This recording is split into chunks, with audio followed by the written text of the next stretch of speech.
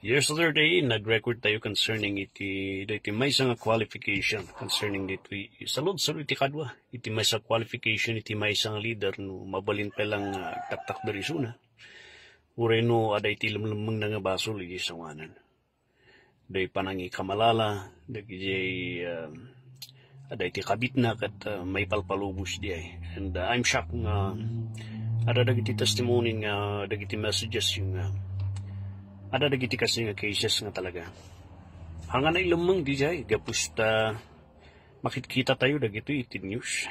And tinalas, gapusta kilala dagiti dadu mga tao, may palpalubos latan dagito.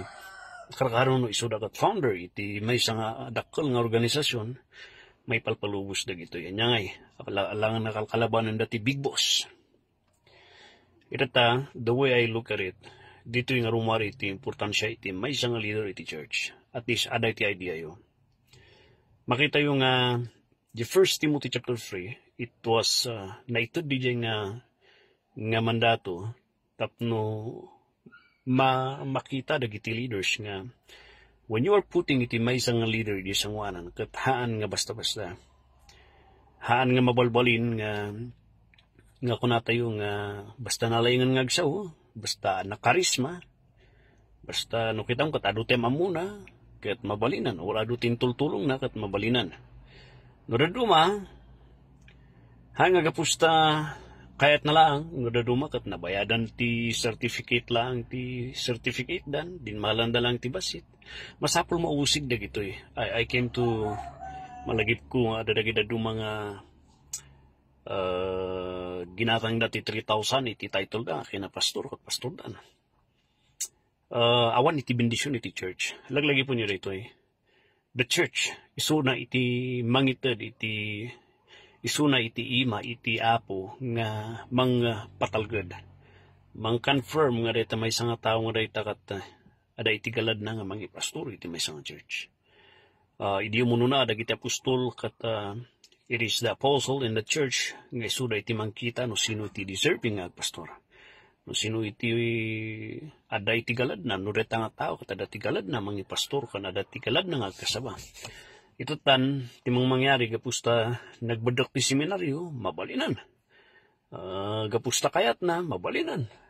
Nagbasit iti nagrabaw iti panang basta nagapu seminary ada kita isuda tagsuro ti Sunday school nagapuda ti kastoy.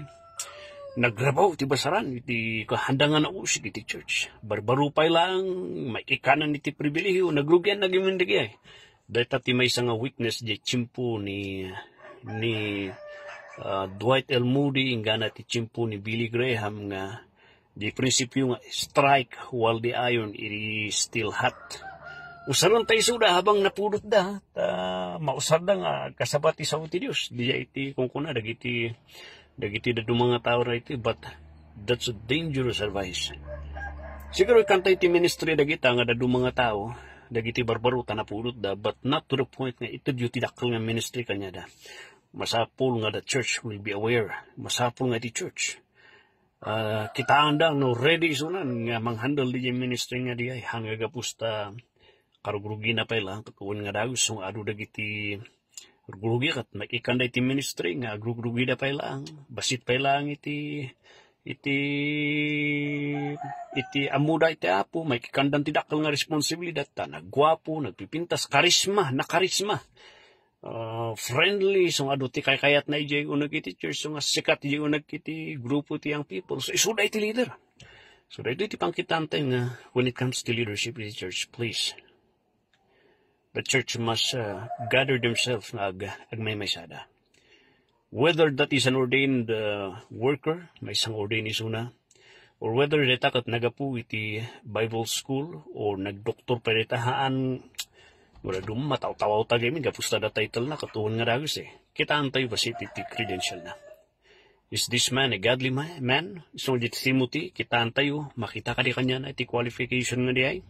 At least saan man nga mandaton, at least napinpintas no asirig nga qualification niya na may mayat.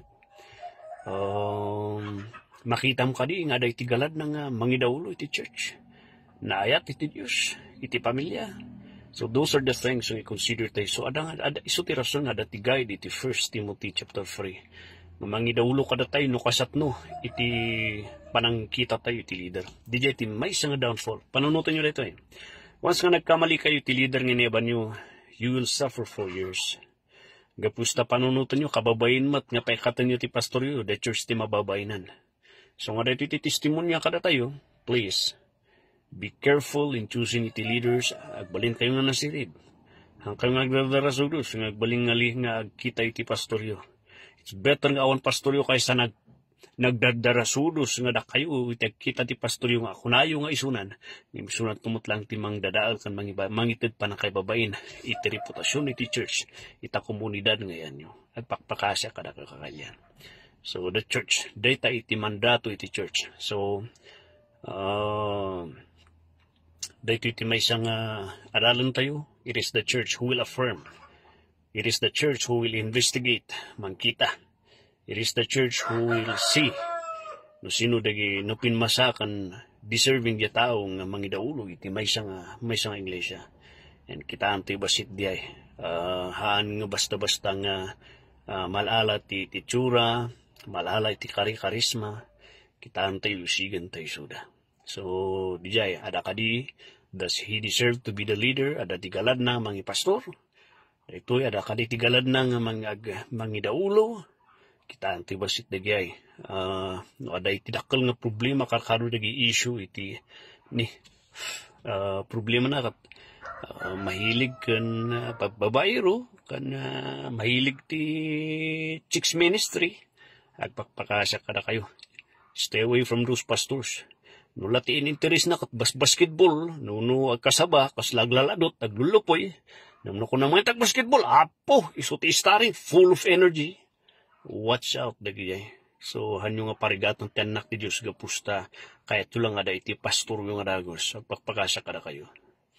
The church deserves iti much consideration. Nga nukasatno nga panagkit-kita iti agsay sayo, iti may isang tao, iti balitok nga nayano di karayan, kasi kumamot ti panang usig tayo, iti mangi pastor kada tayo. Namnungay awan ng ti mangi pastor. Then pipire kay sagat, aga apura kayo nga agat, karga kay ti pastor nga, kababayan ka nagproblema kayo mat nga mangikat kanya na gapusta, mangi babay ni sunay jayan nyo. So pagpakasyak, there's no need to rush. You just trust the Lord, itiwagas na. No kasapulan nga da kayo petagbaling nga leaders the church, dagita men, dagita diakono. So be it, but don't be in a rush. Don't be in a rush putting somebody in the church that later on sakit ti ulo. Agpakpakasya kada kayo kapsat. So good morning kakailan. Good morning kada kayo.